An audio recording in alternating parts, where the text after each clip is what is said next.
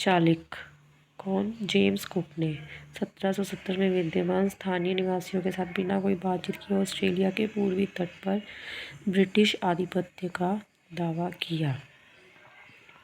ये आप देख सकते हैं इसके बारे में कुछ इम्पोर्टेंट इन्फॉर्मेशन।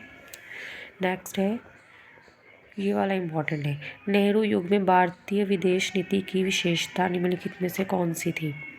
तो आपको इसमें से सही वाला देखना है कि कूटनिरपेक्षता, पश्चिम दक्षिण एशियाई देशों के साथ मध्य सहकारिता का बढ़ावा देना, या फिर शांति के लिए कार्य करना। इन तीनों चारों में से कौन सा है? तो इसका सही जो ऑप्शन है वो है सी। सी देख लेते हैं हम कौन कौन से हैं। सी में आ जाएगा आपका पहला और दूसरा। नेहरू युग में भारतीय विदेश नीति की विशेषता क्या थी? गुटनिरपेक्षता और पंचशील। ठीक है, जो दो बाकी के हैं वो इसके सही ऑप्शंस नहीं है।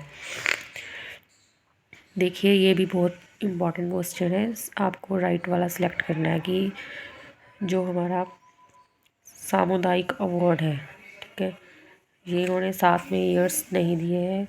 ठीक है, साइमन कमीशन 1928 है, प्रथम गोलमेज सम्मेलन 1930 है, गांधी इरविन समझौता 1931 है, और सामुदायिक अवार्ड जो है वो 1932 है। ये बहुत ही इम्पोर्टेंट पॉइंट्स हैं जो किसी ना किसी पेपर में एग्ज़ाम में आता ही है। या तो ये चारों के चारों भी आ सकते हैं, या इनमें से सिंगल आ सकता है, या इनके साथ कोई और भी आ सकता है, इनमें से ये वाले भी आ सकते हैं।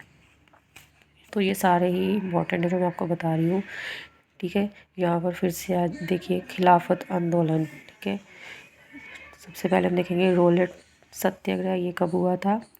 ये 1919 के है ना दोनों। तो कई बार ये पूछ लिया जाता है कि इन दोनों में से पहले कौन सा जो कालक्रम है, जो कौन सा सबसे पहले घटना कौन सी हुई थी? रोलेट सत्याग्रह हुई थी कि जलियांवाला बाग जनसंहार हुआ था? ठीक है, उसके बाद एक खिलाफत आंदोलन। ठीक है, देन बारडोली किसान आंदोलन, ये 1928 को हुआ था। ठीक है, नेक्स्ट हम देखते हैं, ये कुछ नारे हैं और ये आपको ये बताना है कि किसने दिए हैं।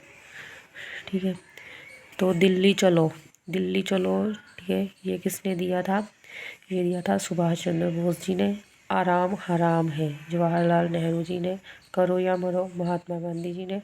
स्वराज हमारा जन्म सिद्ध अधिकार है, बाल गंगाधर तिलक ने दिया था। ठीक है, ये ऊपर वाला क्वेश्चन भी बहुत इंपॉर्टेंट है, पूछ लिया जाता है। भारतीय किसान कांग्रेस का पहला अधिवेशन जो हुआ था कहाँ हुआ था?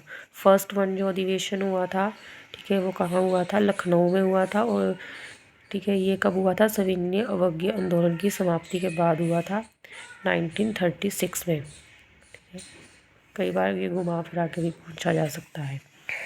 ठीक है, चलिए नेक्स्ट चलते हैं। ये भी है, निम्नलिखित में से कौन अतिवादी नहीं था? अतिवादी, अतिवादी एक संग्रह था, ग्रुप था, उसमें कौन नहीं था? सुरेंद्र नाथ बनर्जी। ये कौन थे? ये नरमपंथी धारा के प्रतिनिधि थे। ठीक है, बाकी जो है लाला लाजपत राय, विपिन चंद्र पाल, बाल गंगाधर तिलक, ये अतिवादी। अतिवादी को और क्या कह सकते हैं? गरम पंथ। एक था नरम पंथ, उसमें कौन थे? सुरेंद्र नाथ बनर्जी, ये इनके प्रतिनिधि थे। बाकी जो तीनों थे वो गरम पंथ या फिर अतिवादी, ठीक है, उसके समर्थक थे।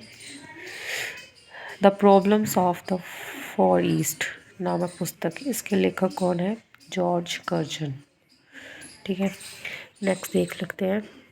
1756 में फुल्टा शब्द किस संदर्भ में आया था? फुल्टा, फुल्टा किस लिए यूज़ किया गया था? फुल्टा एक टापू था, ठीक है, जो कि कलकत्ता के दक्षिण में हुगली नदी पर अवस्थित था। नेक्स्ट देख लीजिए, ये देखिए, ये बहुत इम्पोर्टेंट है। खिलाफत आंदोलन 1919 में, फिर से वही जलियांवाला बाग वाला घुमा के, दोनों भी आ सकते हैं। असहयोग आंदोलन, ये 1919-1920, ये याद करने बहुत ज़रूरी है। सविनय अवज्ञा आंदोलन 1930, भारत छोड़ो आंदोलन कब शुरू हुआ था? 1942 में। ठीक है, भूदान आंदोलन के प्रवर्तक, भूदान आंदोलन किससे संबंधित है? ठीक है, विनोबा भावे। भारत पाक के मध्य शिमला समझौता किस वर्ष हस्ताक्षरित हुआ था? इस पर हस्ताक्षर कब हुए थे? 1972 में। देखिए ये वाला फिर से बहुत ही इम्पोर्टेंट है हमारा जो नेक्स्ट क्वेश्चन है। चोरी चोरा की घटना, जलियांवाला बाग हत्याकांड, रॉलेट सत्याग्रह, चंपारण। ठीक है, ये देख लीजिए। चंपारण 1917, रॉलेट 6 अप्रैल 1919, जलियांवाला बाग 13 अप्रैल को। देखिए कितना सा डिफरेंस है, हल्का सा। चोरी चोरा की घटना 5 फरवरी 1922। यहाँ पर एक और था 1920 का था, असहयोग आंदोलन था। तो ये सारे के सारे बहुत ही इम्पोर्टेंट हैं।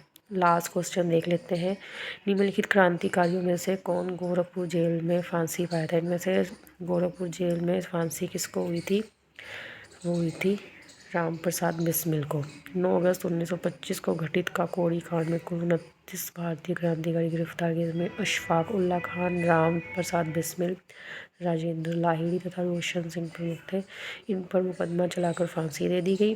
अशफाक उल्ला खान को फैज़ाबाद में, राम प्रसाद बिस्मिल को गोरखपुर में, राजेंद्र लाहिड़ी को गोंडा में तथा रोशन सिंह को इलाहाबाद में फांसी दी गई थी। ठीक है, धन्यवाद।